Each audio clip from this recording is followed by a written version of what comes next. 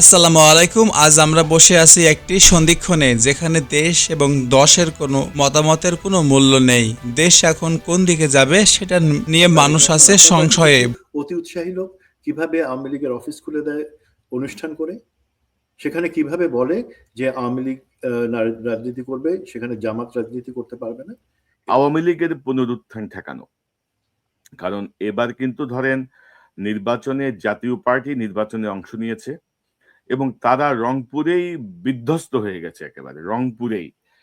এটা কিন্তু জনগণের একটা মানে কি বল সিগন্যাল যে জাতীয় পার্টিকে তোমরা কিছু বলো নাই, মানে একটু একটু আলোচনায় থাকলেও কার্যকরভাবে তাদেরকে কোনো বাধা দেয়া, নির্বাচনে নমিনেশন সাবমিট করতে বাধা দেয়া বা কোনো রকমের ঘটনা ঘটে নাই। কিন্তু জনগণ জাতীয় পার্টিকে যেভাবে বয়কট করছে, সেটা কিন্তু একটা সিগন্যাল যে আওয়ামী লীগের এই দোসরদেরকে এভাবে মানুষ এখনো বর্জন করছে। সো আওয়ামী লীগের পুনরুত্থান ঠেকানো, আওয়ামী লীগ এস্টাবলিশড করার জায়গাটায় বিএনপির এখন নেতৃত্ব তারেক রহমান সাহেব কিভাবে ভূমিকা নেবেন, সেটা একটা বড় ইস্যু। পাশাপাশি জুলাই সনদ বাস্তবায়ন, এটা নিয়ে ধরেন এখনই নানা রকমের তরং বরং কথাবার্তা বলতেছে অনেকে। প্লাস ভারতকে বিএনপি কিভাবে ট্রিট করবে এই মুহূর্তে। ধরেন প্রেস কনফারেন্সে দেখলাম যে তারেক রহমান সাহেব স্ট্রেট বলেছেন যে বাংলাদেশের স্বার্থ এবং বাংলাদেশের জনগণের স্বার্থের উপর ভারতের সাথে সম্পর্ক নির্ধারিত হবে এবং অ্যাজ ওয়েল অ্যাজ সকল মানে চীন বলেন, পাকিস্তান বলেন, সবার সঙ্গে মিলে এই সম্পর্কটা হবে।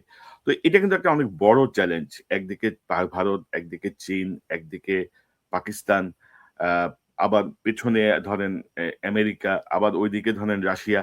তো সব মিলিয়ে আপনি কিভাবে দেখেন? একটু একটু লম্বা হয়ে গেল বিষয়টা, যে ধরেন আওয়ামী লীগের পুনরুত্থান, ভারত প্রসঙ্গ এবং জুলাই সনদ বাস্তবায়ন। আপনি একটু সংক্ষেপে যদি বলেন, আমরা আর দুই একটা পয়েন্ট নিয়ে কথা বলবো। জি, আওয়ামী লীগের দেখেন, এই আগামী সরকারের কাছে একটা বড় চ্যালেঞ্জ হচ্ছে দেশে একটা জাতীয় ঐক্যমত্য তৈরি করা। যে ডিভিশনের মধ্যে বা বিভাজনের মধ্যে দেশকে গত 19টা বছর রেখে দেওয়া হয়েছিল, সেই জায়গা থেকে সরায় এসে দেশে একটা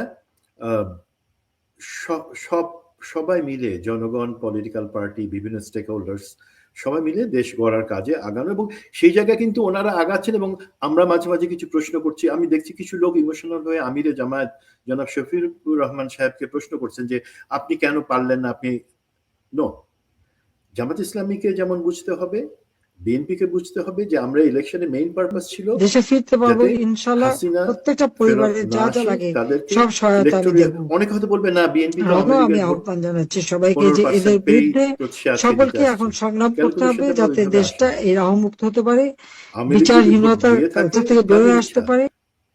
তাদের মতন করে দিছে, কেউ ঘাড়ে বন্দুক রেখে তাদেরকে দিয়ে ভোট দেয় নাই। বাট বস্তুত এখন বুঝবার দায়িত্ব, জাতীয় ঐক্যমত যখন আমি তৈরি করব, সেই সাথে কি একটা প্রেশার আসতেছে যে আওয়ামী লীগকে ইনক্লুশন করা, তাদেরকে রাজনীতিতে ফেরত নিয়ে আসা। দেখেন, আওয়ামী লীগের কত পার্সেন্ট ভোট কোন পার্টি দেখেছে তার থেকে ইম্পর্টেন্ট হলো বিএনপির কিন্তু আমাদের যে 40% ভোটার যারা আছেন, তারা স্বভাবতই সবসময় ভারত বিরোধিতার জায়গা থেকে তাদের ভোটটা দেন, এবং সেটা নির্বাচনে সবসময় বিএনপির পক্ষেই আসে। এটাই বিএনপি যখন জিতে তার 30 বা 32% ভোটের সাথে সেই ভোটটা যখন অ্যাড হয়ে যায়, তখন সে জিতে। এটাই হয়ে আসছে।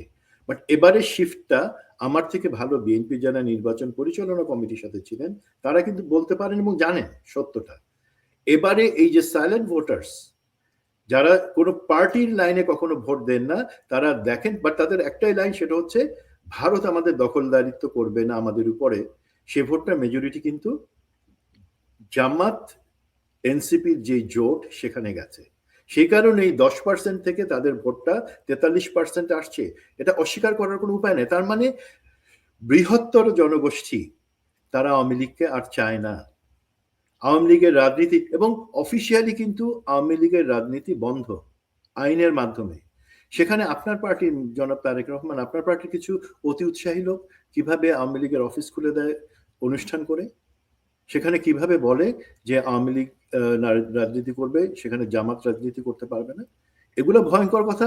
আমি জানি এগুলা আপনার পার্টি লাইনে বা আপনার দর্শন না, বাট এগুলো প্রথম থেকে চাপা দিতে হবে। বাট আওয়ামী লীগ ফেরত আসবে কি আসবে না, এটা যেমন আমাদের রাজনৈতিক দলগুলার একটা সদিচ্ছা এবং ঐক্যমত্যের ভিত্তিতে হবে এবং হয়েছে, যেমন জাতীয় পার্টি বিলীন হয়ে গেছে, এই ক্ষেত্রে কিন্তু আওয়ামী লীগের ক্ষেত্রে জিনিসটা এত সোজা না। ভারতের প্রেসারে জিনিসটা আছে, সুতরাং ভারতের জিনিসটা আসি। উনি যথার্থ বলেছেন যে বাংলাদেশের স্বার্থ অনুযায়ী আমরা আমাদের ফরেন পলিসি বা ভারতের সাথে আমাদের নীতি কি হবে সেটা দেখব। একই সাথে উনি নিশ্চয়ই জানেন যে ভারতও ভারতের স্বার্থেই কিন্তু তাদের ফরেন পলিসিতে বাংলাদেশকে ডিল করবে। প্রত্যেক দেশ তার নিজস্ব স্বার্থেই সেটা করে।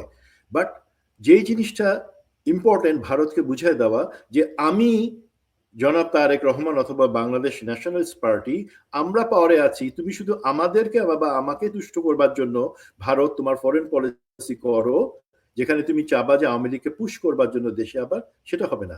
বাংলাদেশের জনমত হচ্ছে এইটা, স্বৈরাচারী ফ্যাসিবাদী আওয়ামী লীগ এর আর এই দেশে জায়গা নাই, আমাদেরকে সেটা মেনে নিতে হবে। সুতরাং আমরা সবসময় চাবো, সেটা আমি ভারতের সাথে করি বা অন্য যুক্তরাষ্ট্রের সাথে করি, সেই দেশ বাংলাদেশের জনগণের যে অ্যাসপিরেশন, বাংলাদেশের জনগণের যে ইচ্ছা, সেই জায়গাটাকে সম্মান দিয়েই পররাষ্ট্রনীতি হবে।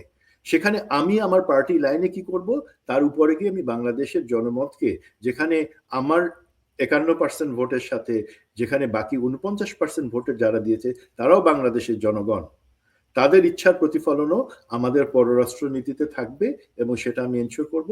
এই জায়গায় যেটা হচ্ছে ভারতের সাথে, ভারতের মতো একটা দেশের সাথে সোজা হয়ে মেরুদণ্ড সোজা হয়ে দাঁড়ানোর জন্য প্রফেসর ইউনূসের গভর্নমেন্টকে আমি যেমন প্রশংসা করি, ওনারা কিন্তু কোনো পার্টি জনগণ কোনো কিছু জনগণ সাথে ছিল, কোনো পার্টি ওনাদের সাথে ছিল না, তারপরে সাহস করে করেছেন।